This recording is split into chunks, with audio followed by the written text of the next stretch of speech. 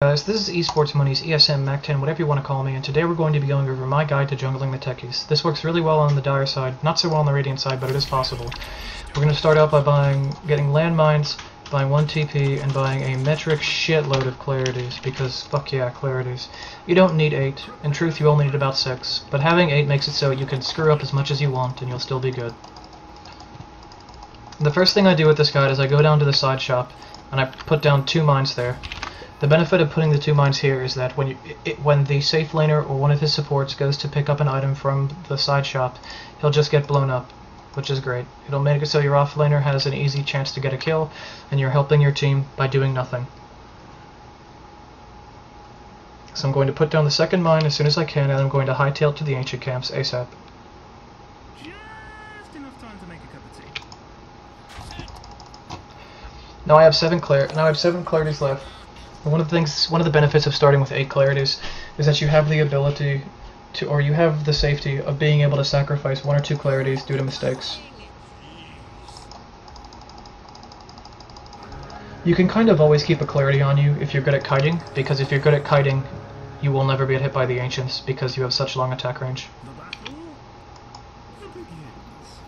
And that's perfect. That's exactly where you want the mines, and you can just stack them again and again and again on top of each other. Your next item is going to be, of course, your brown boots and a soul ring. You can get them in any order you like, but I think the soul ring's better to get first because you're so mana dependent.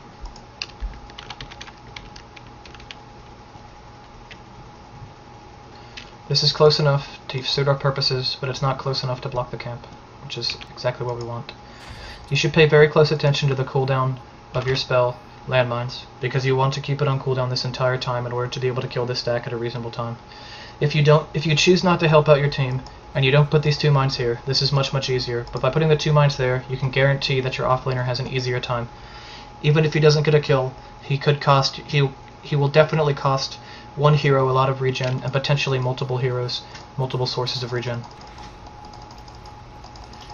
I just made a relatively big mistake, because I didn't throw down that mine first, because I wanted to land the stack. However, we are now at 5 mines, which means we have 3 here. That number should say at least 12 if you have the mines up over here still, so 2 are over here.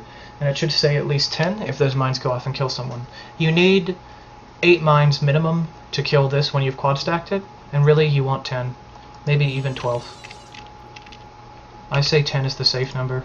I say 10 is sort of the like lower end of the safe number, but 12 is really what you want.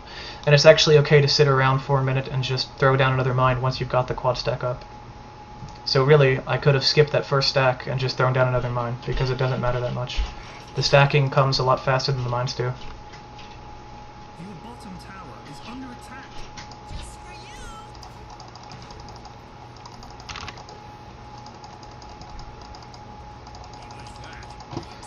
We're going to go ahead and run back now, and I've got to hurry up and get back to throw out my 7th mine. Again, I'll just wait around for another minute if I have to, if the mines don't get put on time. Again, you can jungle much more efficiently if you don't put down the 2 starter mines, because that would mean that I'd already have 7 mines here and it'll be 3 away from being able to kill everything. But I think it's more important to put those 2 mines there to really disrupt the safe lane of your enemies.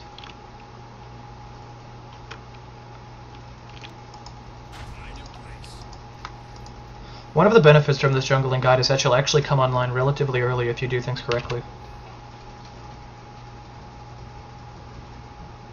Your middle tower is under attack.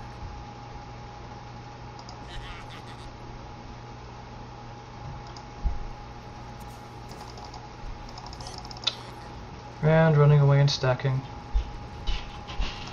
This should be our quad stack here. So now all we have to do is put down mines until that number says at least 12 because we have the 2 in the side lane, or at least 10 if you decided to be a selfish player. Notice we still had plenty of regen, and we actually had extra money at the start to buy more clarities if needed. I won't be stacking this anymore because it's kind of pointless, and I can just continue to put the landmines down.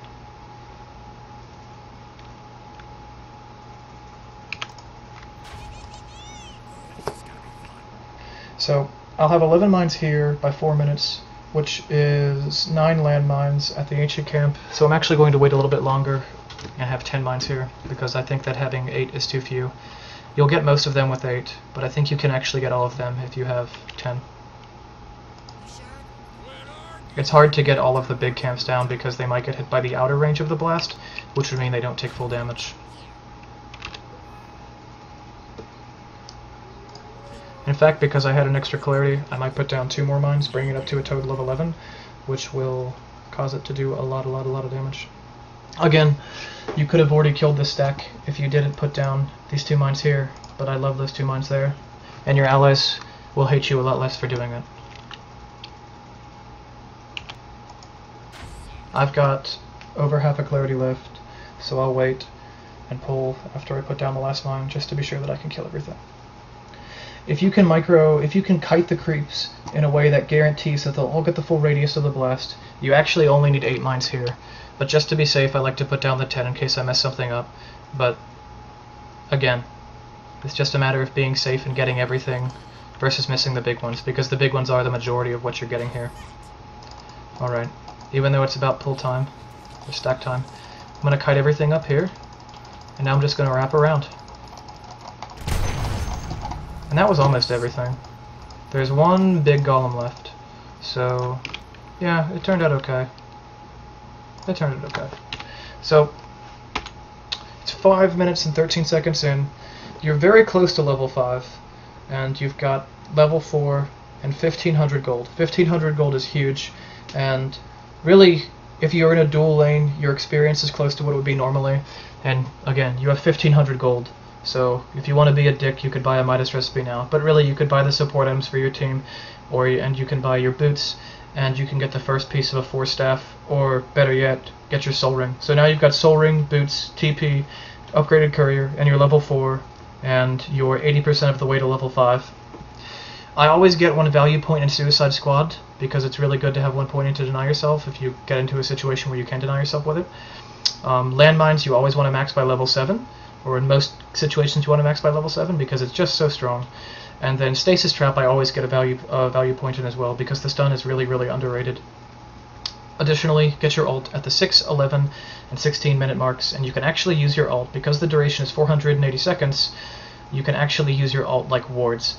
They have a pretty large vision, and they actually have 500 flying vision when they're detonated. So you can put a remote mine outside the Roche Pit, inside the Roche Pit, at the top rune. Once you're at level 6, you're basically a vision granting machine. So anyway, thank you for watching this video. This has been my guide to jungling techies. I got this idea from a couple of different Reddit threads, and I'll be putting those Reddit threads in the information to this video. Thank you for watching. Have fun playing Tonkus.